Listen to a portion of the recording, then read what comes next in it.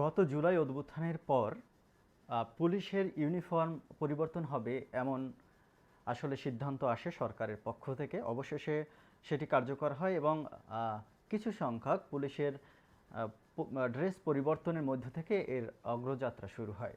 তো এ বিষয়ে আমরা নানান মানুষের নানান মন্তব্য দেখতে পেয়েছি। আসুন এ বিষয়ে কিছু কথা বলি। অন্তর্বর্তী সরকারের পুলিশ বাহিনীর সংস্কারের জন্য তাদের ইউনিফর্ম পরিবর্তনকে উচ্চ গুরুত্ব দিয়েছিল। নতুন ইউনিফর্মের মধ্যে প্রস্তুত হয়েছে এবং তা পুলিশ সদস্যদের মধ্যে বিতরণ করা হচ্ছে। পুলিশের এই নতুন পোশাক নিয়ে সামাজিক যোগাযোগ মাধ্যম থেকে শুরু করে বিভিন্ন মহলে দেখা গেছে মিশ্র প্রতিক্রিয়া।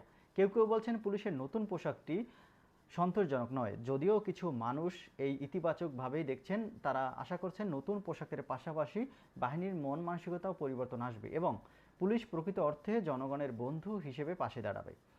স্বরাষ্ট্র মন্ত্রণালয় সূত্র জানায়, বৈষম্যবিরোধী আন্দোলনে দমন পীড়নের অভিযোগ ওঠার পর সমালোচনার মুখে পুলিশ বাহিনীর সংস্কার ও ইউনিফর্ম পরিবর্তনের দাবি জোরালো হয় এবং এর পরিপ্রেক্ষিতে অন্তর্বর্তী সরকার পুলিশের জন্য নতুন ইউনিফর্ম অনুমোদন করে। এই উদ্যোগের অংশ হিসেবে আয়রন কালারের লৌহ রঙের নতুন পোশাক তৈরি করা হয়েছে।